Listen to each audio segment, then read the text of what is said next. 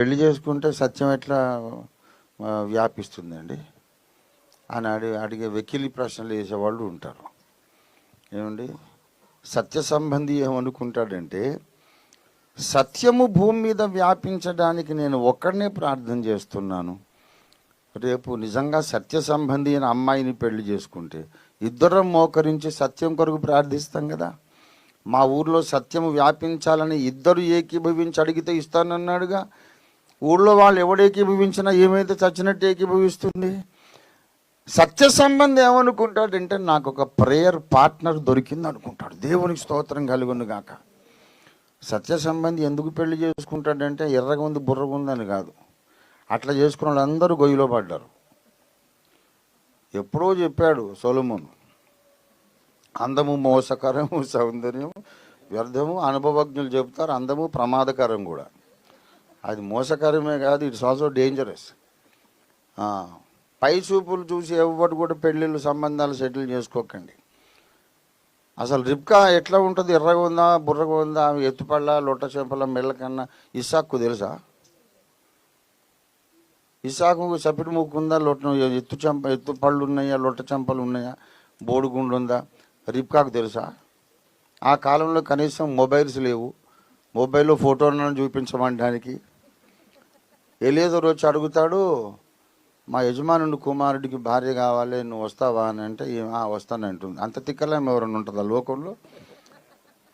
ఈ రోజుల్లో ఆడపిల్లల్ని మా యజమానుని కుమారుడిని పెళ్లి చేసుకోవడానికి వస్తావంటే, మంచిది అంకుల్ ముందు ఫోటో చూపి అంటది ఆమె. అవునా కాదా? ఫోటో చూపించా, నచ్చలేదు అంకుల్, నచ్చలేదు నాకంటది. అసలు ఎంత ప్రమాదం అంటే, కొన్నిసార్లు ఆ ఫోటో నాకు తెలిసిన సందర్భం ఒకటి. ఆ ఫోటో ఇంతవరకే ఉంది. అది చూసి అదే అందగాడు బాగున్నాడని చెప్పి ఓకే చేసింది. అంత అయిపోయిన తర్వాత ప్రధానం రోజు చూస్తే వాడు అమ్మాయి కంటే 2 అంగుళాలు పొట్టుకున్నాడు.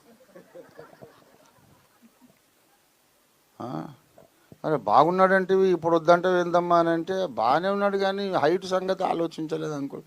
అక్కడ హైట్ అనేది అర్థం కాలేదు.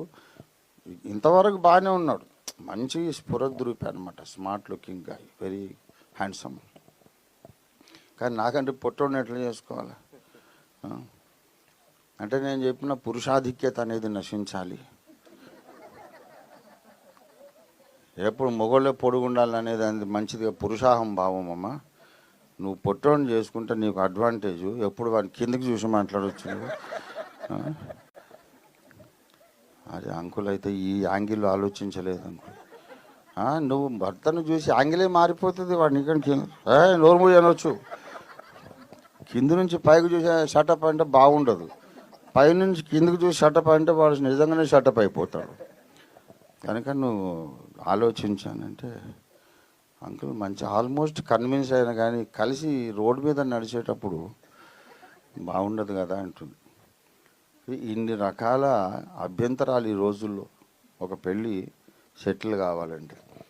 మరి రిబ్కాను ఇంటర్వ్యూ చేయండి. అమ్మాయి, ఆయన ఎవరో ముఖం తెలియని కొత్త మనిషి వచ్చి, మా యజమానుడి కుమారుడు ఉన్నాడు, ఆయన కొరకు భార్య కావాలి అంటే, ఎంత పొడుగుంటాడు అంకుల్? నన్ను చూస్తున్నాడు, నాకంటే ఎక్కువ ఉంటాడా తక్కువ ఉంటాడా? నేను మంచి ఫేర్గా ఉంటా కదా, మరి మీ వాడు నల్లగా ఉంటాడా తెల్లగా ఉంటాడా అని ఏమైనా అడిగింది ఆమె. వెళ్ళేదవా అంటే వెళ్ళేదా. ఏం చూసి వెళ్ళావు తిక్కలదానా అని మీరు ఈ రోజుల్లో పిల్లలు అయితే తిడతారు ఆమెను. ఆమె ఏమంటుందంటే, తిక్కలదాని నువ్వు, నేను కాదు. ఏం చూసాను తెలుసా? ఆయన ఒడ్డు పొడుగు తెలియదు, ఆయన చదువెంతో తెలియదు, స్కిన్ కాంప్లెక్షన్ తెలియదు. నాకొకటి తెలుసు, వాళ్ళ ఇంట్లో నుంచి వచ్చినటువంటి మనుషులు మోకరించి ప్రార్థన చేశారు. ఒంటెలు కూడా మోకరించి ప్రార్థన చేసినాయి.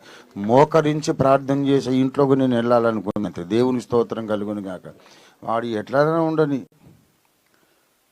అందగాడు కానీ అనాకారి కానీ, ఆ ఇంట్లోకి నేను వెళితే దేవునితో ముఖాముఖి సంభాషించే కుటుంబం అది.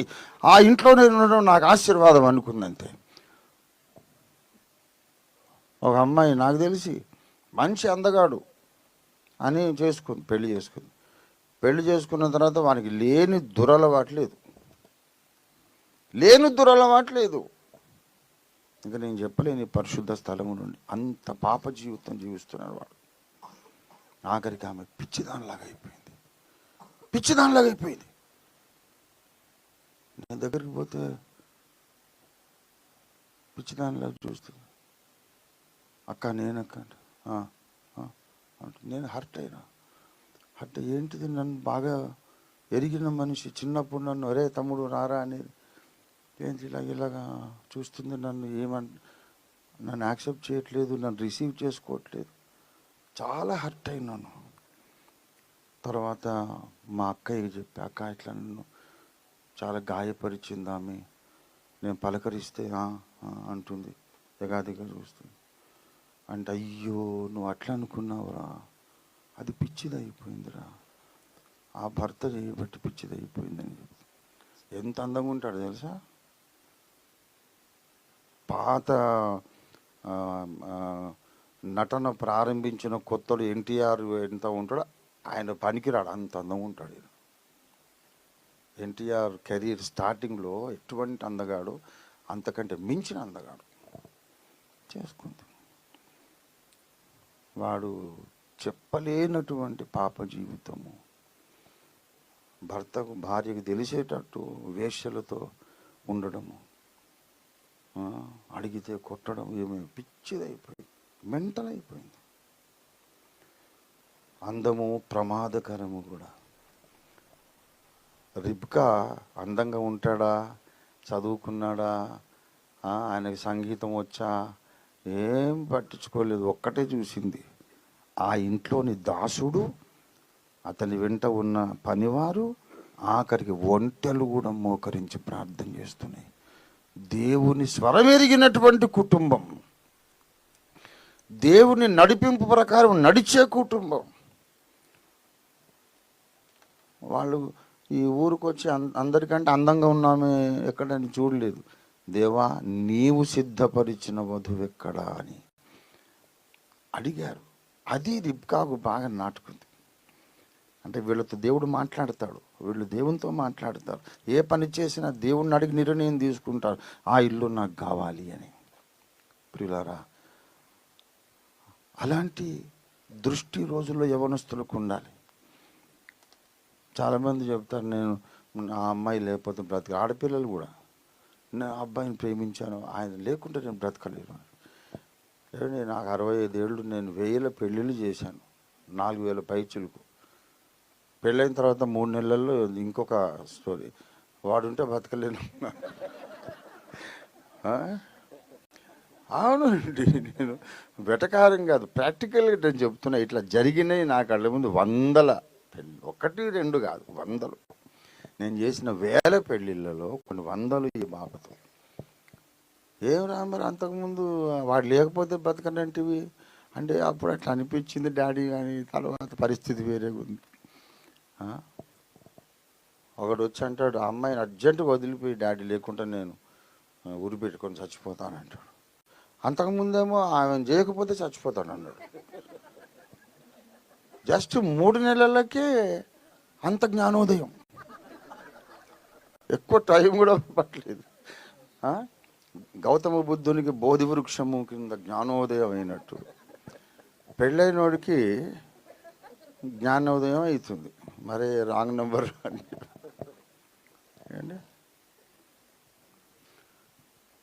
ప్రియులారా, ఇలాంటి ప్రమాదాలు ఎందుకు వస్తాయి అంటే, అరే ముందు పెళ్లి చేసుకునేటప్పుడు ఆమె మోకరించి ప్రార్థన చేస్తుందా లేదా అది చూడాలి. ఆ అబ్బాయి మోకరించి ప్రార్థన చేస్తాడా, ఏం చదువుకున్నారు, ఏ కంపెనీలో ఉద్యోగము, నెలకి ఎంత జీతం వస్తుంది, తాతల నాటి ఆస్తి ఎంత, ఈ కాదు చూడాల్సింది, ఎన్ని గంటలు మోకరించగలదో చూడాలి. దేవుని స్తోత్రం కలుగును గాక.